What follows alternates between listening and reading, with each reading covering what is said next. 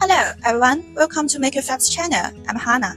As we all know, PCBA prototyping is important in development. Soldering few boards can mean time, cost. Normally, for easy boards, manually soldering is faster. You can solder them at home even after launch. While for difficult boards, reflow soldering with taking place machine can be faster and reliable. In today's video, we are going to compare a board is better soldered manually or reflow soldered.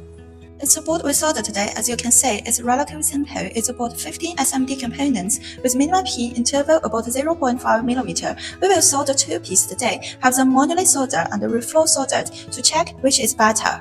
This is our very experienced engineer, Lee, and our reload soldering engineer, Long, and our soldering equipment. Okay, let's begin.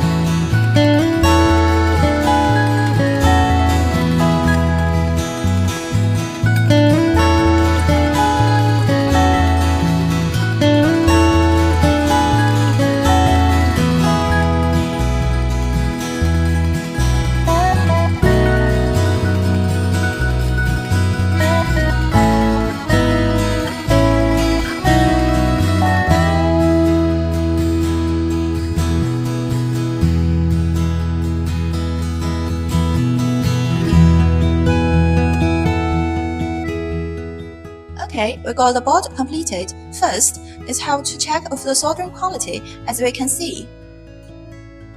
The quality was okay, but if you soldering it yourself, you probably need at least 3 years experience, like our engineer Lee. Cost with manually soldering, a set of soldering tool needed include iron and wind gun, roughly $100 to $1,000 on Amazon. For reflow soldering, a big investment needed, cost much higher, $10K to $100K. Makerfabs help makers on PCBA prototyping and mass production, include IoT components and design. Feel free to contact us. Bye!